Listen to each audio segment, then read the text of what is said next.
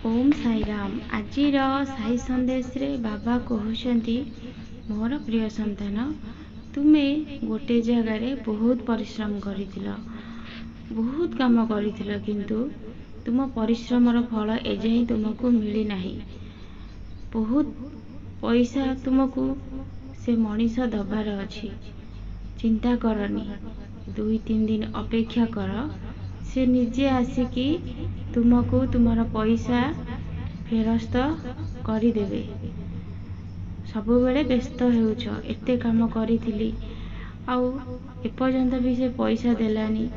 जी परिश्रम करिथिबो कष्ट करिथिबो ताकू तो बहुत बाधिबो। संतान तुमे चिंता करनी, तुमे जेमिति मते स्मरण करूछ सेमिति कर, आ तुम पैसा से निश्चय आनिकी दे देबो। मोर किछि संतान माने तांकर बाहाघर को लेकिन बहुत चिंतार अछंती।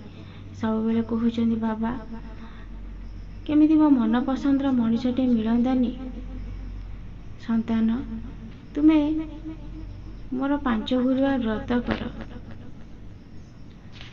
तुम मन पसंदर मनीष तुमको निश्चय मिल जिवो।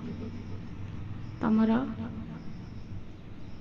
बेसी पैसा दरकार नहीं, किंतु ए कली जुगरे गोटे भल मनीष मिलवा बहुत कष्ट बोली तुमे सब बेले कहूछ। बाबा मो मन को से बुझुथिबो, आउ मो सुखरे दुखरे मो साथ देउथिबो। मते समस्त सामने रे छोट करू नथिबो, समस्त सामने मते अपमानित करू नथिबो। संतान तुमे तो बहुत भल, आ तुमको भी गोटे भल मनीष मिलिबो। हाँ एटा पुणी पछरे कहबनी जे परिवार भितर अशांति हेले बाबा ये सब कौन हैला। संतान संसार भितर घर करथिले छोट मोट झगड़ा लागी रहिबो। तुमको किंतु से जगार सही कि आगो को बढ़िबा को पड़िबो। निजर संसार को बांधी रखिबा को पड़िबो।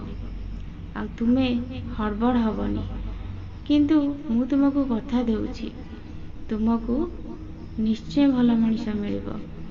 बहुत दिनर अपेक्षार अंत हेबाकु जाउछि। तुमर बहुत जल्दी भल मनीष सांगरे विवाहर हे जिवो। तुमे आउ व्यस्त हुअनी। तुमे जेमिति प्रति गुरुवार मो मंदिर को आसिकी मो पाखरे बसिकी साई कष्ट निवारण मंत्र पाठ करूथुलो सेमिति कर। आ तुमर इच्छा बहुत जल्दी पूर्ण हेबो। मोर बहुत संतान माने चिंतार अछंती, मु तांको पई भी कहूची तांकर इच्छा भी पूर्ण हेबो। समस्ते आसिकी मोर मंदिर रे साई कष्ट निवारण मंत्र पाठ कर। मोर आउ किछि संतान मानकर चाकरी समस्या को लेकिन से बहुत व्यस्त अछंती। से माने भी आसिकी न आसी पारुछ जदि घरे बसिकी साई कष्ट निवारण मंत्र पाठ कर। देखिबो सबु समस्यार अंत घटिबो, आ निश्चय मो संतान मानकु सफलता मिलिबो। किंतु ए सब जिंस भितरे मु गोटे कथा कहबी संतान, मो कथा को तुमे ध्यान दियो। विश्वास विश्वास रे गोटे एमिति शक्ति अछि जोटा कि सबु जिंस प्राप्त होई थाए। तुमे मो ऊपर भरोसा रख, विश्वास रख। श्रद्धा और धैर्य ए दुईटी जिंस जदि तुम पाखरे अछि ताहाले तुमको संसार रे केही भी हरई परिबेनी। आ जो लोक माने तुमको देखि हसुचंदी ना, समय आसिले तुम सामने रे से मुंड नुआई के चलिबे, मुंड ऊपर को टेकी परिबेनी। जे हसुचंदी तांको हसीबा को दियो, तुमे किंतु तुम कर्तव्य करी चलो। मु ए संदेश माध्यम रे गोटे कथा सब बेले कहूची, मु तुम सहित काली भी थिली, आ मु तुम सहित आज भी अछि। प्रति मुहूर्त रे मु तुम सांगरे अछि। जे मते विश्वास रे डाकिची मु ता पाख को आसीची।